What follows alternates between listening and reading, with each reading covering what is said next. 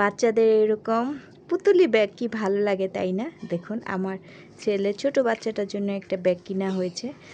অনেক সুন্দর ব্যাগটা দিয়ে ওই খেলা করছে। ভাবলাম যে একটু আপনাদের সাথে শেয়ার করি। এখন মাত্র 3.5 বছর। যদি ব্যাগটা থাকে তাহলে প্রথম স্কুলেও নিয়ে যেতে পারবে, আর না হলে ফেলে দিতে হবে একবারে শেষ করে।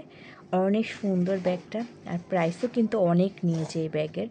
সেই জন্য কিন্তু আরও সুন্দর, যেমন দাম তেমন কিন্তু জিনিসও অনেক সময় হয়। আরেকটা পুতুল নিয়ে খেলছে, তো এটা আমি একটা মেলা দিয়ে কিনেছিলাম। এই পুতুলটাও দিয়ে খেলছে, আর এটা কিন্তু আরও সুন্দর। তো অনেক পুতুল নিয়ে আজকে বের করেছে, ছোট ছোট পুতুল, আর পুতুল দিয়ে খেলা করছে। আজকে অনেক পুতুল দিয়ে খেলা করছে। এই যে আরেকটা ছোট্ট পুতুল, সব পুতুল বের করেছে আজকে। ভাবলাম যে ব্যাগটা আপনাদের সাথে শেয়ার করি। তো ব্যাগের ভিতরে কিন্তু চেনও আছে, তো এক পাটের চেন। তো চলুন এখন আমি কি রান্না করব সেটাই শেয়ার করব। আজকে অনেকগুলা ঢেঁড়স আছে, তাই ভাবলাম যে আমি সবগুলা ঢেঁড়স একবারেই ভাজি করে ফেলবো। না, আসলে কিন্তু আমি সব একবারে ভাজি করব না। এখানে কিন্তু আধা কেজির বেশি ঢেঁড়স আছে, তো আমি একবারে কুচি কুচি করে কিছুটা আমি বক্সে রেখে দেবো, আর কিছুটা আজকে ভাজি করব। তো একবারে তো এত ঢেঁড়স খাওয়া যাবে না, যেহেতু শুধু আমরা 2 জন খাই, এজন্য বেশি একটা খাই না। তো আমার 2 বাচ্চার, এক বাচ্চাও ঢেঁড়স খায় না, ঢেঁড়স পছন্দই করে না। আর হচ্ছে করলাটা ভাজি করব।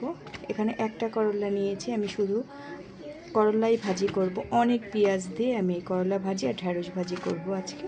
আর এখানে আমি মাছ ভিজিয়েছি। মাছগুলো হচ্ছে 2 রকম মাছ আছে এখানে হচ্ছে পাঙ্গাসও আছে, আর হচ্ছে এটা হচ্ছে রুই মাছ।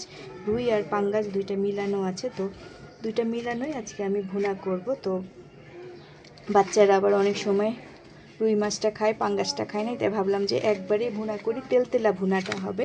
সেজন্য আমি একবারেই ভুনা করব। আজকে হচ্ছে এই রান্না আরও আছে, অবশ্যই আমি এখন শেয়ার করব। ভাত রান্না করব, ভাজি করব, তারপরে ডিম দিয়ে আলু তরকারি করব। তো এই কয়টা মোটামুটি একটু গুছানো হয়েছে, তাই ভাবলাম একটু শেয়ার করি। আমার দুপুরের রান্নাবান্না শেষ। আলু দিয়ে হচ্ছে ডিম রান্না করেছি, একটু হালকা ঝোল করে ডিম ভেজে আলু দিয়ে রান্না করেছি। তো এটা কিন্তু বাচ্চারা খুব মজা করে খায়। আর সাথে হচ্ছে মাছ ভুনা করেছি। আমি এখানে 2 রকমের মাছ একবারেই ভুনা করে ফেলেছি। মাছের কালারটাও মাশাআল্লাহ অনেক সুন্দর হয়েছে, আর খেতেও অনেক ইয়াম্মি হয়েছে। তো মাছ ভুনাও হয়ে গেছে, আর করলা ভাজিও করে ফেলেছি। আমি এখানে 1 বক্স ঢেঁড়স কুচি কুচি করে রেখে দিচ্ছি। দেখুন এই ঢেঁড়সগুলো আমার অনেক দিন হয়ে যাবে, 2 থেকে 3 দিন হয়ে যাবে। তো একবারে ফ্রিজে যখন রাখা লাগবে তখন কিন্তু একবারে কুচি কুচি করে রাখতে হবে। আমি কিন্তু অনেক কুচি কুচি করে রেখে দিয়েছি, তাহলে কিন্তু অনেক দিন এই ঢেঁড়সটা খাওয়া যাবে আর নষ্ট হয় না। এখানে হচ্ছে আমি তরমুজ কেটে নিয়েছি, তো 1 বক্স তরমুজ। এই তরমুজ দিয়ে এখন আমি ভাত খাওয়ার পর জুস করব। তো 2টা তরমুজ আনা হয়েছিল, তো একটা খাওয়া হয়ে গেছে, আর একটা হচ্ছে জুস করব, কারণ এটার একটু কালারটা একটু কম হয়েছে, তাই ভাবলাম এটা না খেয়ে তো জুস করে ফেলি। এটা কিন্তু পুরো ভরা অনেক তরমুজ। আর এখন দেখাবো হচ্ছে আমি আচার বানিয়েছি। আমি কিন্তু এই আচারটা বাগার দিয়ে বানিয়ে ফেলেছি। তো ঘরেই বাগার দিয়ে একবারে রোদে শুকানো ঝামেলা ছাড়াই আমি এই আচারটা বানিয়ে ফেলেছি। তো আচারটা এখন এরকম করেই রেখে দিব, সব রকমই মশলা দিয়েছি। তো আচারও এবার আর রোদে দেইনি, জাস্ট ঘরে একদিন দিয়ে আমি এই তেলে আচারটা দিয়ে দিয়েছি।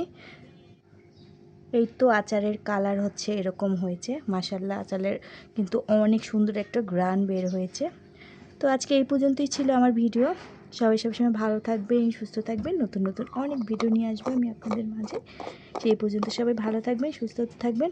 তো আজকে বিদায় নিচ্ছি। আল্লাহ হাফেজ।